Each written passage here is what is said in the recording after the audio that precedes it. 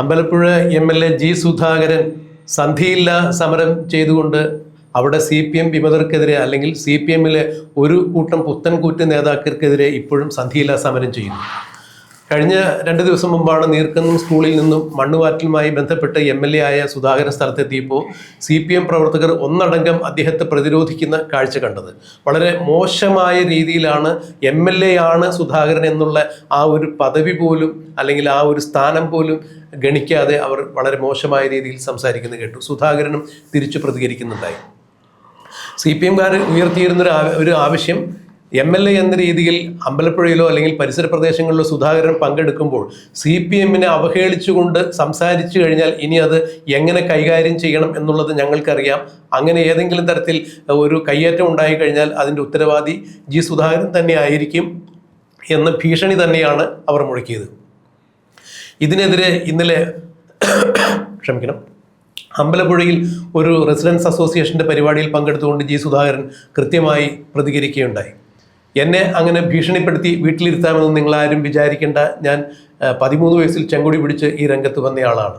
മാത്രമല്ല കേവലം SSLC പോലും പാസ്സാകാത്ത ആളുകളാണ് എൻ്റെ വീടിന് നേരെ എനിക്കെതിരെ ആക്രോശവുമായി വരുന്നത് എന്ന് പറയുമ്പോൾ ഇവരെല്ലാവരും വയോജന വിദ്യാഭ്യാസ സ്ഥാപനങ്ങളിൽ പോയി അല്ലെങ്കിൽ വയോജന വിദ്യാശാലകളിൽ പോയി മനുഷ്യരോട് എങ്ങനെ പെരുമാറണം എന്നുള്ളത് മനസ്സിലാക്കണം എന്നുകൂടി കൂട്ടിച്ചേർക്കുന്നു. അതിനിശിതമായി CPMനെ ജി സുധാകരൻ വിമർശിക്കുന്നു. കൂടാതെ അമ്പലപ്പുഴ പോലീസുകാരെയും അദ്ദേഹം കടുത്ത ഭാഷയിൽ തന്നെയാണ് വിമർശിച്ചത്. ഭരണം മാറി എന്ന് ഇപ്പോഴും ചില പോലീസുകാർക്ക് മനസ്സിലായിട്ടില്ല. അതവർ മനസ്സിലാക്കേണ്ടതാണ്. എന്നെ സംബന്ധിച്ചിടത്തോളം എനിക്ക് വ്യക്തിപരമായി ഏതെങ്കിലും ഒരു പോലീസുകാരൻ്റെ താല്പര്യത്തോടു കൂടി എനിക്ക് അവരെ ഉപയോഗിക്കേണ്ട ഒരു ആവശ്യമില്ല. ഞാനൊന്നിനും അവരുടെ പുറകെ പോകുന്നില്ല. പക്ഷേ നാട്ടിൽ നീതിയും നിയമവും നടപ്പാക്കേണ്ട ആളുകൾ ഒരു കാര്യം മനസ്സിലാക്കണം. നിഷ്പക്ഷമതികളായി നിൽക്കേണ്ട ആളുകൾ അതുപോലെ ചെയ്യണം. ഭരണം മാറിയിരിക്കുന്നു. പിണറായി വിജയനല്ല ഇപ്പോഴും കേരളം ഭരിക്കുന്നത്, ആഭ്യന്തര വകുപ്പ് ഭരിക്കുന്നത് എന്നുള്ളത് ഈ പോലീസുകാരെങ്കിലും മനസ്സിലാക്കണം. CPMന്റെ താളത്തിനൊത്ത് തുള്ളുന്ന ചട്ടകങ്ങളായി ഇവർ മാറാൻ പാടില്ല എന്ന് ജി സുധാകരൻ കൃത്യമായി തുറന്നു പറയുമ്പോൾ എന്നെ ഭീഷണിപ്പെടുത്തി വീട്ടിലിരുത്താം എന്ന് നിങ്ങളാരും വിചാരിക്കേണ്ടതില്ല എന്ന് പറഞ്ഞ് സുധാകരൻ മുന്നോട്ട് വരുമ്പോൾ ആലപ്പുഴയിൽ അമ്പലപ്പുഴ മേഖലയിൽ പുതിയൊരു പോർമുഖം തുറക്കുന്നതായി വേണമോ ഇതിൽ നിന്ന് മനസ്സിലാക്കാൻ? അതായത് ശരിക്കും പറഞ്ഞാൽ ജി സുധാകരൻ CPMന് ഉള്ളിൽ ബോംബിട്ടിരിക്കുന്നു എന്നുള്ളതാണ് സത്യം. കാരണം CPM വെട്ടിൽ വീണിരിക്കുന്നു. ജി സുധാകരനോട് ആരെങ്കിലും പോയി ഏറ്റുമുട്ടാൻ പോകുമോ?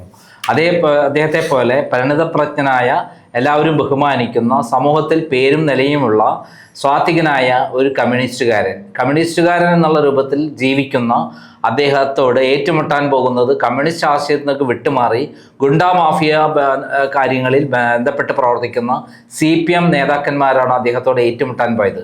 മണ്ണുവാരൽ ഇതുമായി ബന്ധപ്പെട്ട മാഫിയകൾക്ക് പിന്തുണയുമായിട്ടാണ് CPM എത്തിയതെങ്കിൽ പിന്നെ ജി സുധാകരൻ അവിടെ എത്തിയത് അത്തരം മാഫിയക്കെതിരെയുള്ള പോരാട്ടവുമായിട്ടാണ്. അങ്ങനെയുള്ള ഒരാളോടാണ് ആലപ്പുഴയിലെ ജില്ലാ സെക്രട്ടറി നാസർ ഏറ്റുമുട്ടിയത്. നാസർ പറഞ്ഞത് ജനങ്ങൾക്ക് അവിടെ പാർട്ടി അണികൾ ചിലപ്പോൾ കൈകാര്യം ചെയ്തെന്ന് വരും എന്നാണ് പറഞ്ഞത്. അതിനർത്ഥം ജി സുധാകരനെ കൊല്ലാൻ പോലും മടിക്കില്ല എന്നുള്ളതാണ് പറഞ്ഞ അർത്ഥം. ചുരുങ്ങിയ വർഷം മര്യാദയ്ക്ക് ഇരുന്നില്ലെങ്കിൽ തല്ലുകൊള്ളും എന്ന് തന്നെയാണല്ലോ അതിന്റെ അർത്ഥം.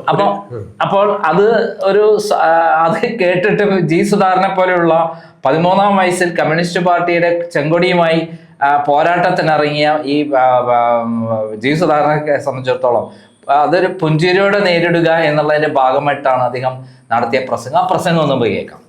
SSLCക്ക് പോലും തോറ്റുള്ള ആളുകൾ വന്നിട്ട് എൻ്റെ വീടിന് നേരെ മുദ്രാവാക്യം വിളിച്ച് വരിക എന്നൊക്കെ പറഞ്ഞ അതെന്ത് ഏർപ്പാടാണ്?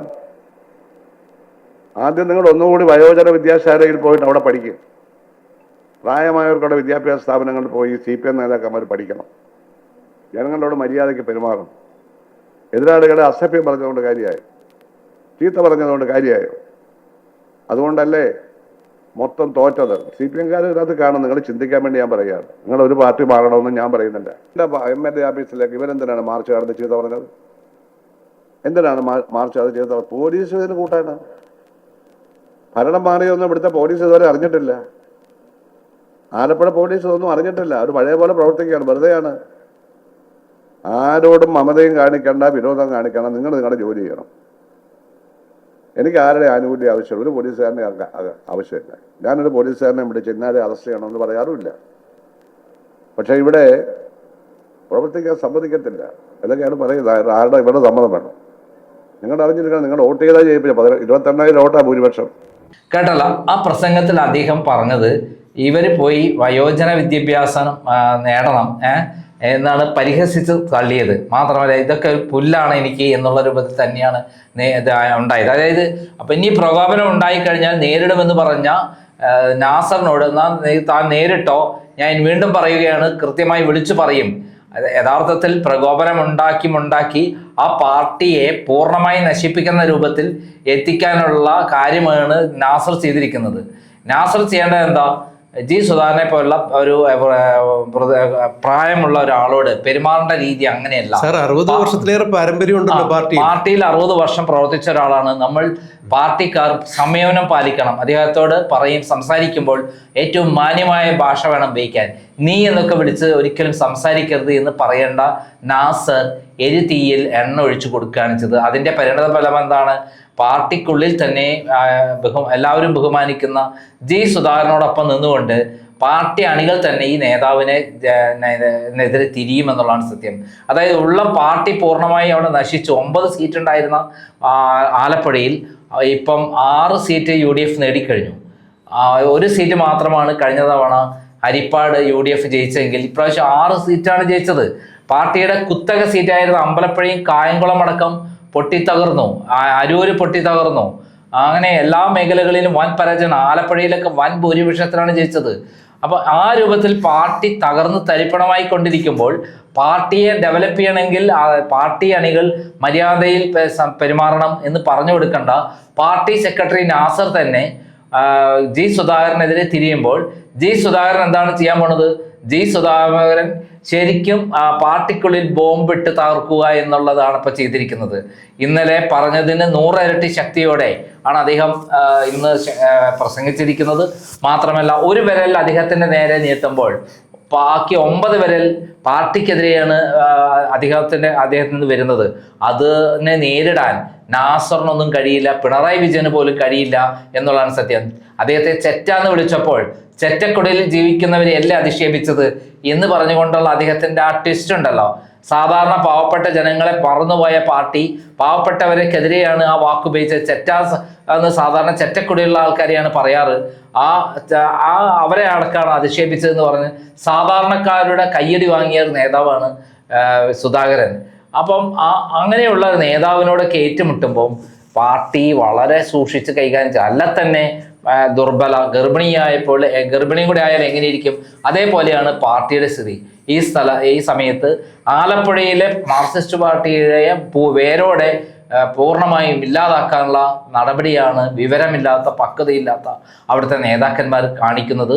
പിണറായി വിജയന്റെ ധാർഷ്ട്യമാണ് ഇപ്പോൾ ആലപ്പുഴ ജില്ലാ സെക്രട്ടറി നാസറിനുള്ളത് എന്ന് വേണമെങ്കിൽ പറയാൻ പറ്റും. സാർ, ഇവിടെ ഞാൻ കാണുന്ന ഒരു വൈരുദ്ധ്യം എന്ന് പറഞ്ഞിട്ടുണ്ടെങ്കിൽ ഇപ്പോൾ പാർട്ടിയിൽ 60 വർഷത്തെ പരിണിതപ്രജ്ഞനായിട്ടുള്ള ഒരു പാരമ്പര്യമുള്ള പരിണിതപ്രജ്ഞനായിട്ടുള്ള ഒരു നേതാവായിരുന്നു ജി സുധാകരൻ. പാർട്ടിയുമായിട്ടുള്ള ചില അസ്വാരസ്യങ്ങൾ കാരണം മെമ്പർഷിപ്പ് പുതുക്കിയിൽ അദ്ദേഹം പുറത്തു വന്നു. പക്ഷേ അദ്ദേഹത്തെ സംബന്ധിച്ചിടത്തോളം ബിരുദാനന്ദ ബിരുദവും, ഞാൻ സാഹിത്യത്തിലാണ് അദ്ദേഹം ബിരുദാനന്തര ബിരുദം നേടിയെന്നാണ് ഞാൻ മനസ്സിലാക്കുന്നത്. അപ്പോൾ അത്രത്തോളം ഈ പാർട്ടിയുടെ സൈദ്ധാന്തിക വശങ്ങളെക്കുറിച്ചും അതിൻ്റെ തത്വാവലോകനങ്ങളെക്കുറിച്ചും എല്ലാം പരന്ന വായനയും പഠന ക്ലാസ്സുകളും നടത്തിയിരുന്ന ബിരുദാനന്ദ ബിരുദമുള്ള ഒരു പൊതുപ്രവർത്തകൻ, അഴിമതിയില്ലാത്ത കറകളഞ്ഞ ആദർശശുദ്ധിയുള്ള ഒരാള് ഇത്തരം ഈ ജൽപ്പനങ്ങൾക്ക് മറുപടി പറയാനാണോ അദ്ദേഹത്തെ MLA എന്ന രീതിയിൽ ജനങ്ങൾ തിരഞ്ഞെടുത്തിരുന്നത് എന്നൊരു ചോദ്യം കൂടിയുണ്ട്. കാരണം ഇത്തരം ചോദ്യങ്ങളെയൊക്കെ അവഗണിച്ചുകൊണ്ട് അല്ലെങ്കിൽ വെല്ലുവിളിയൊക്കെ അവഗണിച്ചുകൊണ്ട് പോകേണ്ട ഒരു തലത്തിലേക്കാണ് സുധാകരൻ എത്തിയിരിക്കുന്നത്. കാരണം സുധാകരനെ സംബന്ധിച്ചുള്ള സീനിയർ നേതാവാണ്. ഇത്തരം ജൽപ്പനങ്ങൾക്ക് മറുപടി കൊടുത്ത് അദ്ദേഹം അതിനപ്പുറം നിൽക്കുന്ന ഒരാളാണ് എന്നുള്ളതാണ് എൻ്റെ വ്യക്തിപരമായിട്ടുള്ള അഭിപ്രായം. അപ്പോൾ ഇവിടെ ഇങ്ങനെ ഈ തെരുവിൽ വെല്ലുവിളിക്കുന്ന ആളുകൾക്ക് മറുപടി കൊടുത്ത് പദാനുപദം പറഞ്ഞ് പോകുമ്പോൾ തീർച്ചയായും മറ്റുള്ളവരുടെ അതായത് അദ്ദേഹത്തിനെതിരെ നിൽക്കുന്ന ആളുകളുടെ ആ ഒരു നിലവാരത്തിലേക്ക് അദ്ദേഹം പതിക്കുന്നുണ്ടോ എന്നൊരു സംശയമുണ്ട് ഇവിടെ. അല്ല, അദ്ദേഹത്തിന് ചോദ്യത്തിന് കൃത്യമായി മറുപടി പറയുക അദ്ദേഹത്തിന്റെ രീതിയാണ്. അത് ആരോടാണെങ്കിലും അദ്ദേഹം വെട്ടിത്തുറന്ന് പറയും. അത് അദ്ദേഹം എല്ലാ കാലത്തും അങ്ങനെ ചെയ്തിട്ടുണ്ട്. ഇപ്പോൾ പ്രകോപനം ഉണ്ടാക്കി അദ്ദേഹത്തിന്റെ വായിൽ നിന്ന് എന്തെങ്കിലും കേൾക്കാൻ വേണ്ടി കാത്തിരിക്കുകയാണ്. ഇപ്പോൾ ഉണ്ടായിട്ടുള്ള അവരുടെ തകർച്ച മറയ്ക്കാൻ വേണ്ടി സുധാകരനെ പ്രകോപനം ഉണ്ടാക്കിയ സുധാകരൻ ശക്തമായ ഭാഷയിൽ പ്രതികരിക്കും. അപ്പോൾ ആലപ്പുഴ ജില്ലാ കമ്മിറ്റി എന്ന് പറഞ്ഞാൽ അവിടെ ഭയങ്കര തട്ടിപ്പും വെട്ടിപ്പുമാണ് നടന്നിട്ടുള്ളത്. പല ആളുകളെയും ഭീഷണിപ്പെടുത്തി ആലപ്പുഴ ജില്ലാ കമ്മിറ്റി കോടികൾ പിരിച്ച് പലരും പൈസ തട്ടിയിട്ടുണ്ടെന്നുള്ള വിവരങ്ങളാണ് കൃത്യമായി സുധാകരൻ അറിയുന്നത്. അപ്പം പകരം മറ്റു വിഷയങ്ങൾ ഇടുക, അതിൻ്റെ പേരിൽ സുധാകരനുമായിട്ട് ഭയങ്കരമായി പ്രകോപനം ഉണ്ടാക്കുക.